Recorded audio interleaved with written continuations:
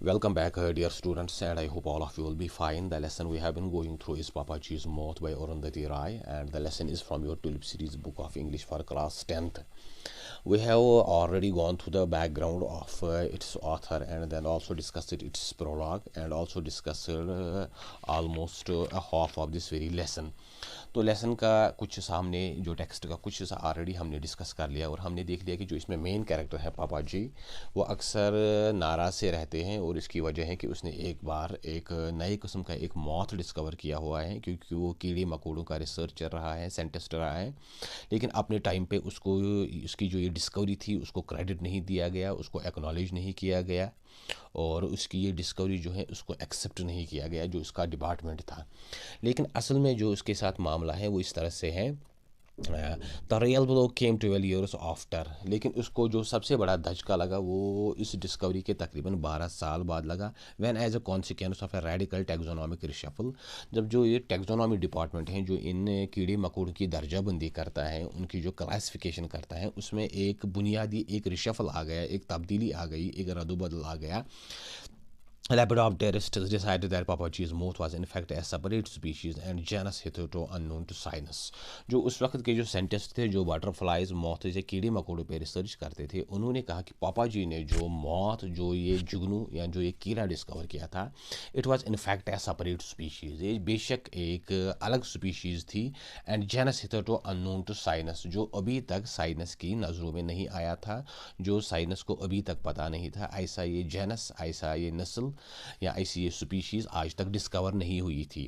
Bye then of course Papa ji had retired and move to Ayemenem, लेकिन उस वक्त जो ये पापा जी था ये रिटायर हो चुका था और इसने आयमनम शिफ्ट किया हुआ था फ्रॉम दिल्ली, दिल्ली से, जो कि उसका एक जो कि उसका आबाई इलाका था, नेटिव प्लेस था। It was too late for him to assert his claim to the discovery, अब इसके लिए काफ़ी देर हो गई थी कि ये इस डिस्कवरी, इस दरियाफ्त को असर्ट करता, साबित करता कि ये उसने की है।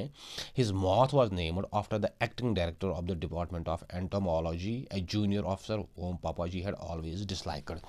पापाजी ने जो मॉथ डिस्कवर किया था, जो कीड़ा डिस्कवर किया था, उसको जो नाम दिया गया वो उस वक्त जो अब अभी एक्टिंग डायरेक्टर था, जो कायम मुकाम डायरेक्टर था डिपार्टमेंट ऑफ एंटोमोलॉजी का, ये असल में पापा जी के जूनियर ये बंदा काम करता था, जूनियर ऑफिसर था जो पापा जी के नीचे काम करता था। वो पापा जी हैड ऑलवेज डिसलाइकड, जो पापा जी को हमेशा से ही नापसंद था ये बंदा, उसी के नाम पे अब उसका मौत जो है उसको उसी का नाम दिया गया।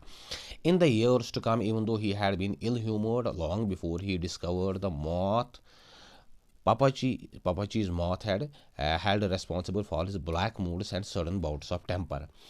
अब जो इसके बाद जो आने वाले साल थे, अगर जो पापा जी था वो पहले से ही थोड़ा बहुत बदमिजाज टाइप का बंदा था, लेकिन इस डिस्कवरी के बाद जो इसने ये मौत डिस्कवर किया, अक्सर जो इसके फैमिली मेम्बर्स हैं, दूसरे लोग जो थे, वो अब कहते थे कि पापा जी को अब इस बात पे ज़्यादा गुस्सा आता है, जो इसके ये ब्लैक मूड्स हैं या जो इसके ये सडन बाउट्स ऑफ टेम्पर है, अचानक से उसको ये गुस्सा आता है, ये दौरा पड़ता है, इसका रीज़न वही मौत है जो पापा जी ने डिस्कवर किया था, लेकिन वो किसी और को इसका क्रेडिट दिया गया। It is pernicious ghost, grey furry and with unusual dense dorsal tufts haunted every house that he ever lived in। पापा जी के लिए एक ये घोस्ट सा बन गया, एक हॉट सा बन गया, जो ये एक पर्निशस, एक मोहलिक घोस्ट, भूत प्रीत, ग्रे फरी with unusually dense dorsal Tufts, जो ये मौत था जिसके ऊपर वो बाल से थे, टफ्ट सा था, वो पापा जी को बहुत तंग करता रहा। Every house that he ever lived in, किसी भी घर में वो चला गया, कहीं पे भी वो रहने गया, ये जो एक भूत सा था, एक प्रीत सा था, ये इसके पीछे हमेशा अब लग गया। इट टॉर्मेंटेड हिम, ये इसको टॉर्चर करता रहा, उसको तकलीफ़ देता रहा। एंड हिज चिल्ड्रन, उसके बच्चों को, एंड हिज चिल्ड्रन, और जो उसके ग्रैंड चिल्ड्रन थे उन्हें भी उसका इस डिस्कवरी का, इस मौत का ये खमियाजा भुगतना पड़ा, कॉन्सिक्वेंसेस भुगतने पड़े।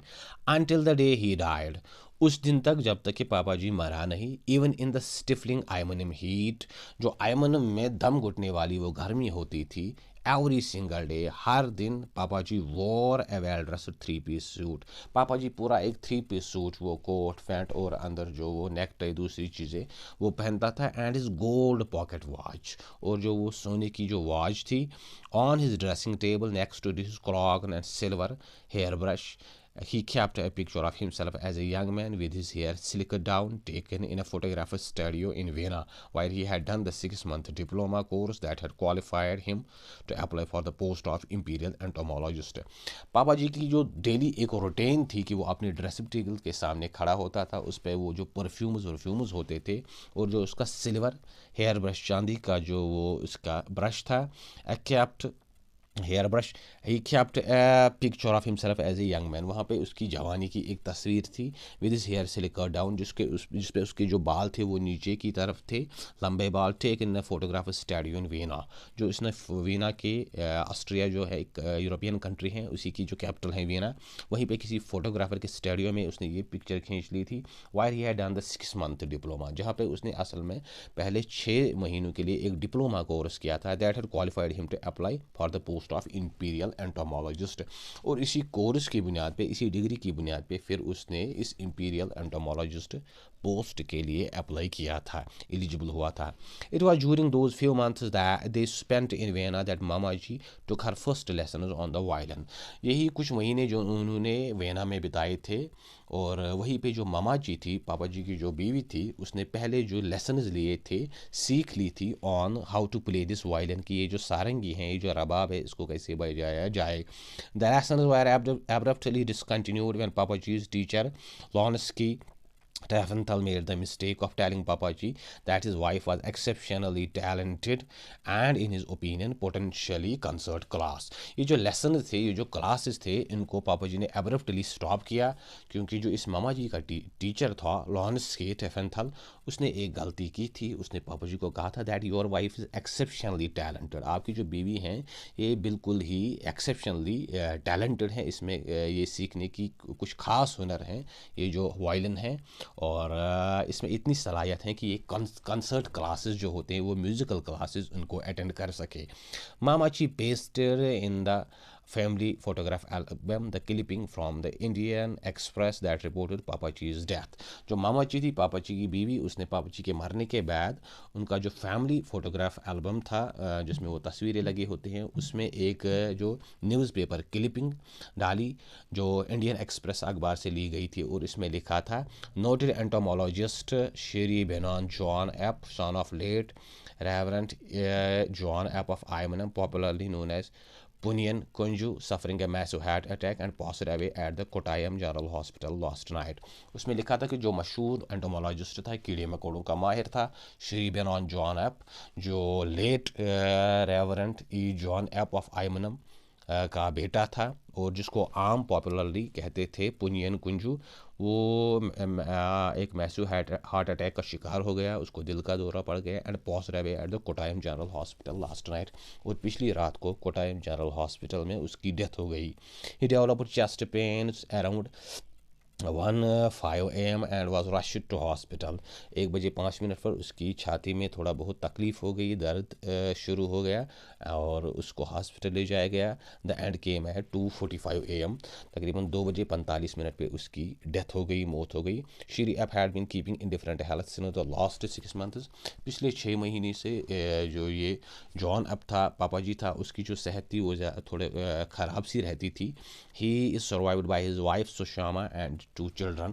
उसके जो अब वारिस रह गए हैं, वो एक उसकी जो बीवी हैं और लवाहिकीन जो हैं, और उसके जो 2 बच्चे हैं, चिल्ड्रन. एट पापाजीज फ्यूनरल, पापा जी का जब जनाजा तैयार किया गया, Mama ji cried and had contact lenses sealed around in her eyes. Mama ji रोती रही, और उसके जो कॉन्टैक्ट लेंसेज थे, जो उसकी ऐनक थी, वो उसकी इस नाक से थोड़ी फिसल गई.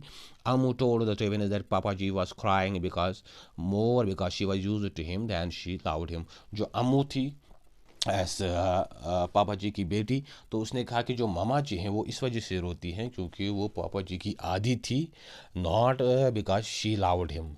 ऐसा नहीं है कि वो इससे प्यार करती थी, बल्कि वो शी यूज्ड टू हिम, वो इसकी आदी थी, उसको इसकी आदत पड़ गई थी. She was used to having him slouching around the pickle factory and was used to being beaten from time to time.